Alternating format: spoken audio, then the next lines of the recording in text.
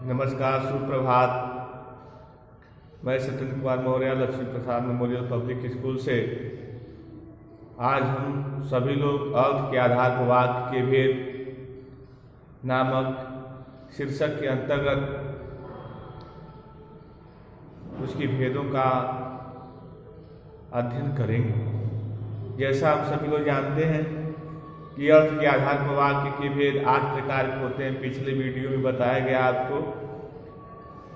आइए देखा जाए उन 8 भेदों में क्या मूलभूत विशेषताएं होती हैं जिनसे इनको हम पहचानते हैं, या किस प्रकार से इनको हम पहचान करके हम उनको अलग अलग रूपों में अलग अलग नामों से जानते हैं। तो पहला जो होता है जिसको हम कहते हैं पहला विधान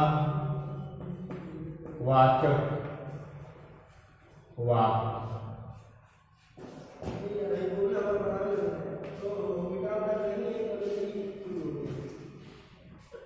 पर 2 क्षण लगेगा। विधान वाचक वाक्य। दूसरा होता है नकारात्मक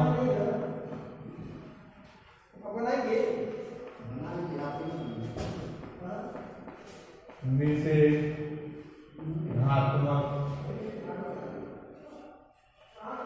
वाक्य। तीसरा जो होता है आज्ञा वाचक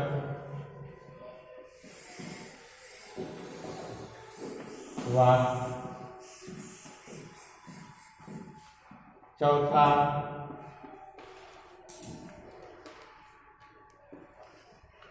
प्रश्नवाचक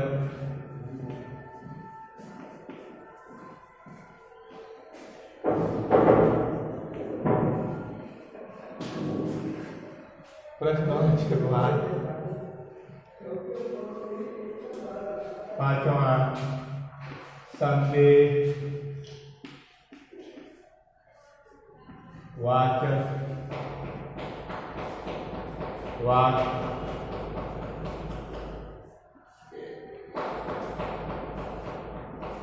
छठा संकेत वाचक वाक्य। सातवां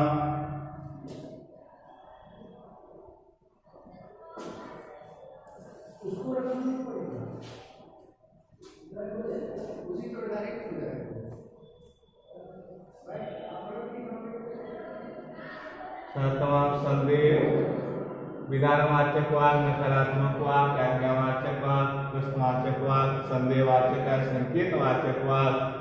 सातवां यदि हम देखें तो इच्छावाचक।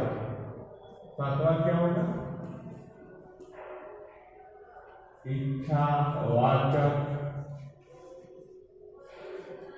वाक्य।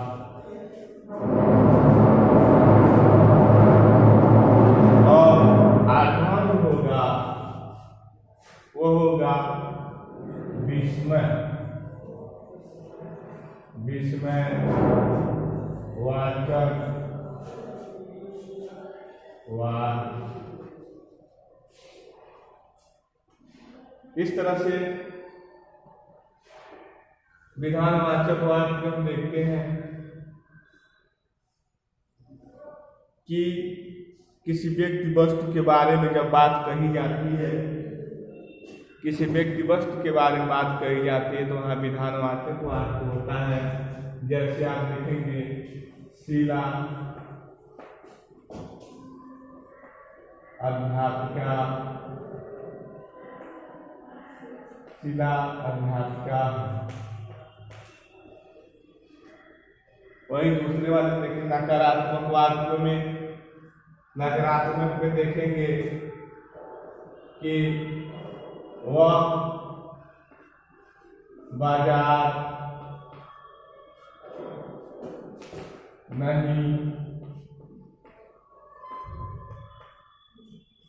नहीं जाता है। निषेधात्मक आज्ञा में आप देखेंगे जैसे आज्ञा हम देखेंगे तो आज्ञा इसे प्रसारित की जाती है। जैसे कहा जाएगा बाहर बैठो,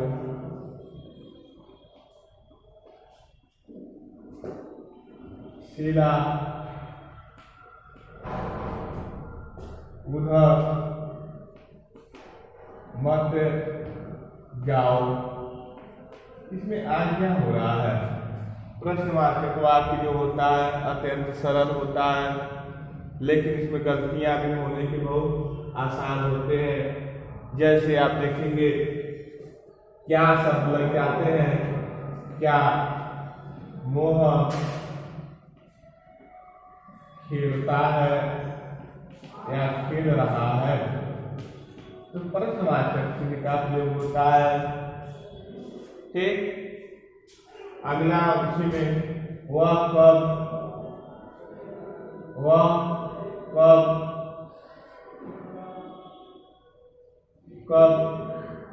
स्कूल जाता है, तो यहाँ भी देखिए प्रश्नवाचक चिन्ह, यानी प्रश्नवाचक जो शब्द होते हैं वाक्य के पहले भी आते हैं और वाक्य के बीच में भी आते हैं। इन सब से हमें प्रश्नवाचक होता है। फिर आप देखेंगे संदेह, जो संदेह होता है किसी कार्य को करने में जो संदेह प्राप्त होता है उसे संदेह होता है। शायद उसे कल बुखार है, जैसे संदेह शायद उसे कल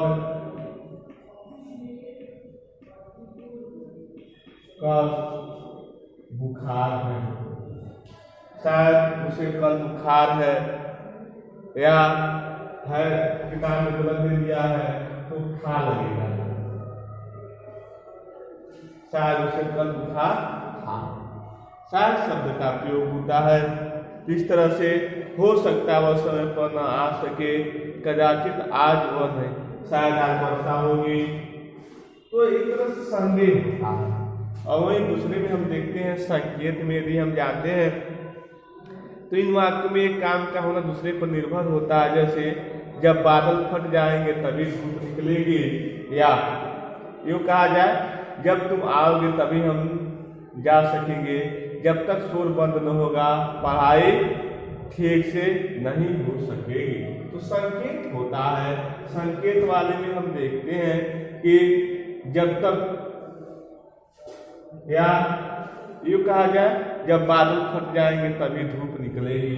इस तरह के उदाहरण होते हैं। जब बादल फट जाएंगे तभी धूप निकलेगी। इस तरह से ये होते हैं। आगे देखिए इच्छावाचक। इच्छा में व्यक्ति अपनी इच्छाओं को प्रकट करता है।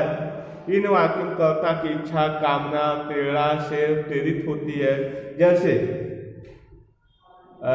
ईश्वर आपकी, या यूं कहा जाए कि तुम सदैव स्वस्थ और प्रसन्न हो रहो, ईश्वर हर काम में आपकी सहायता करे। इस वाक्य से ईश्वर हर काम में आपकी सहायता, ईश्वर हर काम में आपकी क्या करे, सहायता करे। और इस तरह से हम देखते हैं ईश्वर हर काम में आपकी सहायता करे, यह हमें देखने को मिलता है।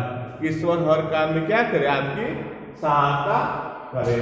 इस तरह से आपकी यात्रा, इस तरह से आपकी यात्रा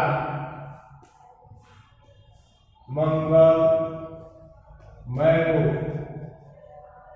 आपकी यात्रा क्या हो, मंगलमय हो।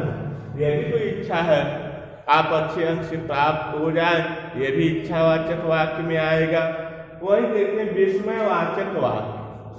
सबसे लास्ट जो वाक्य होता है वह होता है विस्मयवाचक वाक्य। तो विस्मय में हमें क्या होता है? आश्चर्य। विस्मय मतलब होता है आश्चर्य, हर्ष। इस तरह से घृणा, शोक आदि भावों का अभिव्यक्ति हो। विस्मय में क्या हो? आश्चर्य, हर्ष, शोक, घृणा आदि भावों की अभिव्यक्ति हो तो वहाँ विस्मयवाचक वाक्य होता है। जैसे आहा कैसा सुंदर दृश्य है, विस्मय हो रहा, आहा आहा कैसा कैसा सुंदर सुंदर दृश्य, आहा कैसा सुंदर दृश्य है। फिर हम देखते हैं दूसरा उदाहरण, यदि हम देखें, ओह कैसे बादल उमड़ के आए, हाय बेचारा असमय ही चल बसा। इस तरह से हाय। अब विस्मय में हम देखेंगे लिखा हाय, हाय विस्मय चिन्हों का प्रयोग बहुत मायने रखता है। इन वाक्य में हम विस्मय चिन्हों का प्रयोग इस तरह से नहीं करते हैं तो वाक्य की पूर्णता सही से मानी नहीं जाती है। तो हाय कहते हाय विस्मय चिन्ह लगाएंगे और उसके बाद लिखेंगे बेचारा, हाय बेचारा बेचारा, हाय बेचारा असमय ही चल बसा, समय असमय ही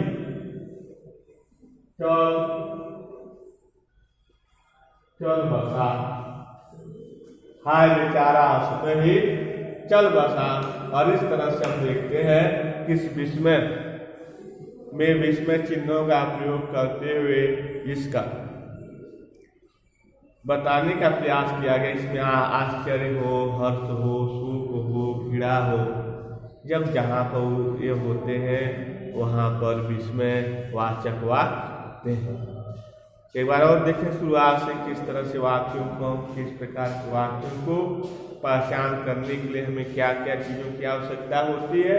तो पहले वाले वाक्य में यदि हम देखते हैं, यहाँ से देखते हैं कि पहला होता है विधानवाचक वाक्य। अब विधानवाचक वाक्य हम देखते हैं शिलाधार क्या है, यानी किसी व्यक्ति वस्तु के बारे में बताई जाए तो वहाँ पर क्या होता है? विधानवाचक वाक्य होता है। इस तरह से इसमें देखते हैं शिलाधार क्या है।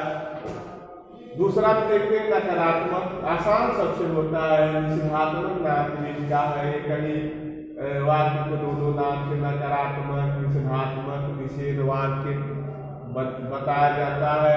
और जैसे इसमें नहीं शब्द का प्रयोग हो जाता है वह बाजार नहीं जाता है। जब इसका प्रयोग हो जाता है तो ऐसे स्थिति में यह नकारात्मक हो जाता है। वही आज्ञावाचक वाक्य में आप देखेंगे कि आर्डर, आज्ञा दी जाती है किसी व्यक्ति के द्वारा दूसरे व्यक्ति को, बाहर बैठो, सीधा उधर मत जाओ। इस तरह की जब बात कही जाती है तो आज्ञा में हो जाती है। और इस तरह से आज्ञा में जब हो जाती है तो उसको आज्ञावाचक वाक्य के नाम से जानते हैं। वही हम जब अगले वाक्य में जाते हैं जिसका नाम है प्रश्नवाचक वाक्य। प्रश्नवाचक वाक्य में सीधा सीधा होता है कि प्रश्न किस तरह से प्रश्नवाचक चिन्ह लगेंगे और प्रश्नवाचक शब्द वाक्य में आते हैं। क्या है, कब है, क्यों है, कैसे, किसका है, किस लिए है, इत्यादि शब्द जब आते हैं तो प्रश्नवाचक वाक्य मान लिया जाता है।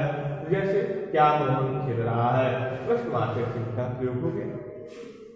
वह कब स्कूल जाता है या कब शब्द आ गया, प्रश्नवाचक चिन्ह। इस तरह से हम देखते हैं कि आगे पांचवें में संदेहवाचक वाक्य संदेह में होता है। तो शायद उसे कल बुखार था, शायद स्पष्ट नहीं है, शायद मतलब संदेह है। और इस तरह से संदेह के माध्यम से होता है। फिर आगे संकेतवाचक वाक्य।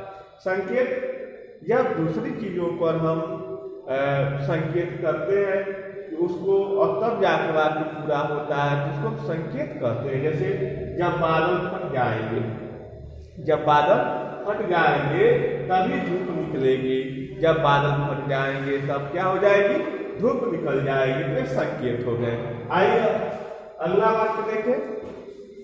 एक इच्छावाचक वाक्य, इच्छा जिसमें व्यक्ति अपनी इच्छाओं को प्रकट करता है, इच्छा होता है। जैसे लोग कहते हैं ना कि प्रेरणा स्रोत होकर कहते हैं कि आपकी यात्रा मंगलमय हो, आप हमेशा खुश रहें, प्रसन्न रहें, ठीक, आप अच्छे अंकों से प्राप्त हों, ये इच्छा होती है। यानी यूँ कहा जाए कि एक तरफ से लोगों का एक दूसरे को आशीर्वाद देना या उसके प्रति सहानुभूति जताना, और ये इच्छावाचक वाक्य। वही अगला होता है विस्मय। विस्मय नाम ही विस्मय, विस्मय आश्चर्यचकित हो जाना, घृणा, भय, हर्ष, शोक सब कुछ आता है, आश्चर्य, सबसे लोग आश्चर्यचकित होते हैं। इस तरह विस्मयवाचक वाक्य में आहा कैसे सुंदर, ठीक, आहा, ओ हाय, वाह, शाबाश, यह विस्मयवाचक शब्द होते हैं। और इनका जब हम प्रयोग करते हैं तो विस्मय चिन्हों का जरूर हम प्रयोग कर देते हैं। इस तरह से पहला उदाहरण देखिए, आहा कैसा सुंदर दृश्य है, कैसा सुंदर दृश्य। फिर देखते हैं, हाय बेचारा समय ही चल गया।